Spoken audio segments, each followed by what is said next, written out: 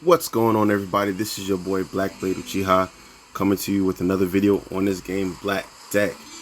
Now, as you can see, if you were doing the summoning tournament, it has already ended over the past weekend. There's only a day and 13 hours at the time of recording this video to claim any of your rewards.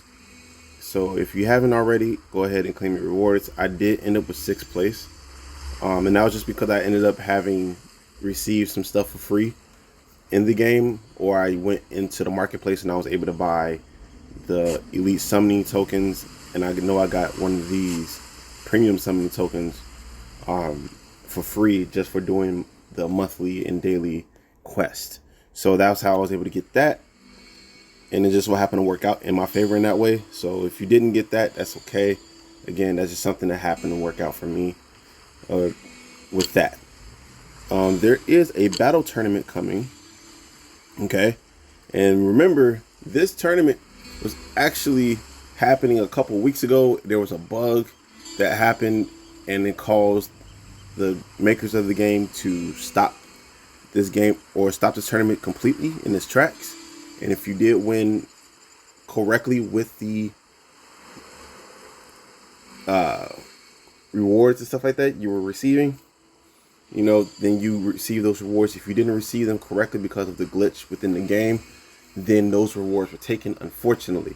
So I do think believe they fixed those issues up, and we shouldn't have any problems with this upcoming tournament. But that starts within 20 hours at the time of recording this video. Artifact upgrades event is still going on for the remainder of the day, and this is like 16 hours remaining for this. As you see, I have been doing this. This started over the weekend. I made a post. I just didn't do a video. This past weekend was Easter Sunday, so I was very, very busy. So I apologize about not being able to make a video. But that's what's going on, or that's what was going on. And then we have all the point systems. You can go through that and see what the points are if you haven't already been doing so. So I did record this video on Easter Sunday when I had like 5-10 minutes or whatever to actually record a video, but I messed up the editing. So we're going to go over the factions like I've been doing recently, and we're going to go over, I believe, the city faction. So yeah, the city faction. So we're going to start off with the heroes like I did before, okay, and we're going to work our way, and I'm going to talk about some notables as well. So here we go with this. All right, so we have Arthur Hightower as the only rare hero of the only 3 heroes in this faction. His aura skill buffs all other melee allies by 12% of this card's max strength. And then its ability, Inspire Melee, buffs another random melee ally by 10% of this card's max strength the first 3 times it attacks, and can be booked up to 35% with no limits. Okay, I did start off the game with this, and I actually still really use him. So he is a very, very, very, very good card to use. All right, next we have Nini Little Witch. This is one of the 2 legendary heroes that are within this faction. Its aura ability is buff other ranged allies by 15% of this card's max strength.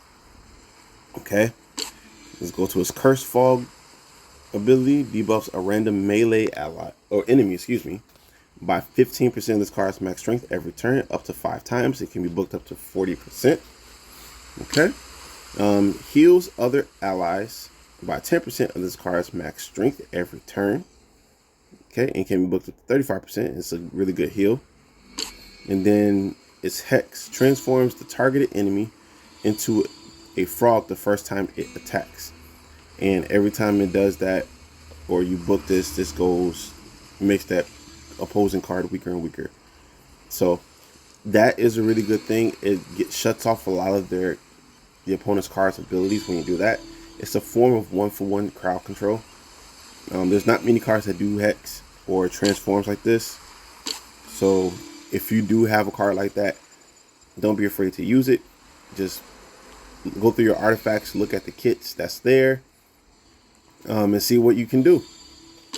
Depending on like how the hex is set up, it could be when it's attacked or when it attacks. So it can be a lot of different things. So the last hero we have here is Ajador. I hope I said that right. King of Callum. You gotta say it with like an English accent. King of Callum.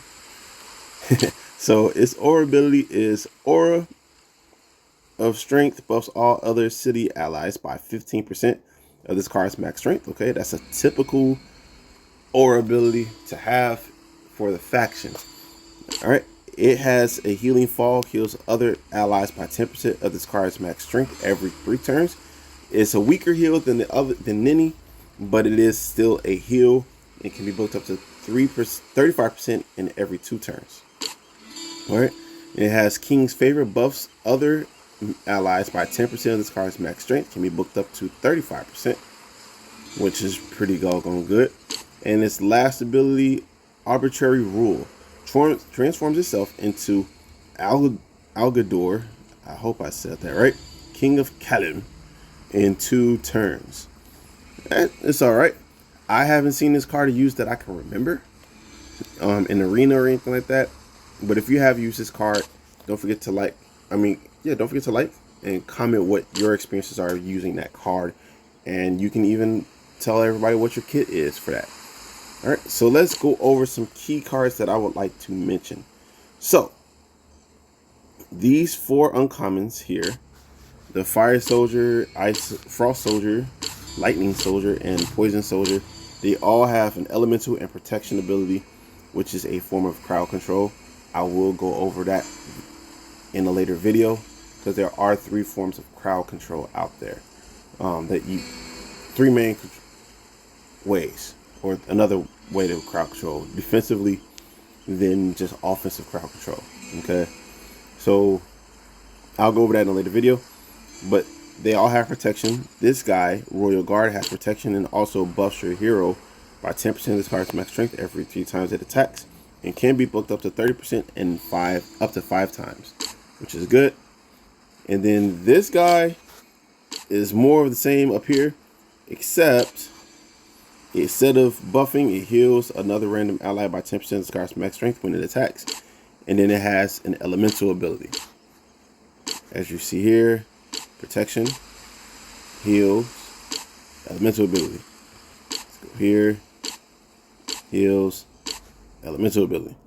So those cards are worth mentioning, and that's because, again, they do have a protection ability, which is really, really good in various aspects of this game. Okay, and the last card I wanted to mention is Jester. I don't have him, but if you do participate in the tower on a regular basis, you probably already have used them at some point.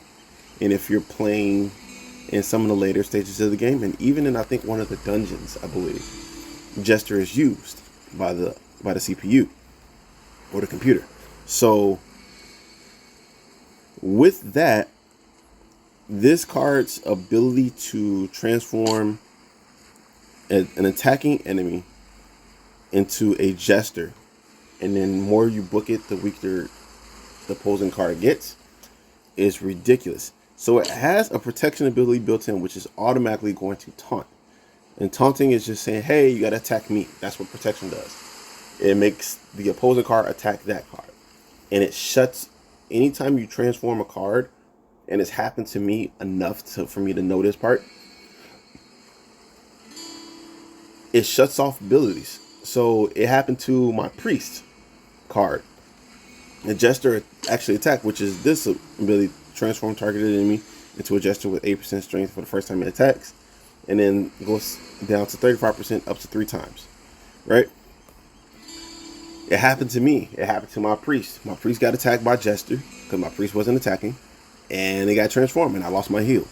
So that is a ridiculous way to do that. I would say the best way to use them is, if you had a kit for them, is to put probably Resurrection Set on them and Resistance of Shock, because everything else doesn't do anything to them really that's significant enough. Frost, yeah, cool, but it doesn't shut off its protection ability. You still got to attack it even if it's frozen. The only way you're going to be able to shut off his protection abilities if you shock it. So, and if you want to turn off his other abilities is if you shock him. So, yeah, that is nuts in itself. Shock resistance set along with the resurrection set would be the best kit in my eyes. Now you could put a shield set on it too instead. You just put a shield set or in a shock resistance set, or you could put them in a divine shock set, which is a 6-piece set. It does give you resistance to shock, and it also gives you the ability to shock opponents as well as turn them into a jester. Yeah, it's a win-win-win situation around the board. So you get the taunt, you get a shield for the first time you attack, so you take no damage, and then excuse me, you can shock cards and be resistant to it at the same time. It's a win-win-win. Excuse me. So those are the cards I would like to mention there, or make a note of there, and that is going to do it for this video. Don't forget to like, comment, subscribe. Check out the City Arc faction for yourself. Look at the cards that you may or may not have, and just enjoy the game. Holla back at your boy. Peace.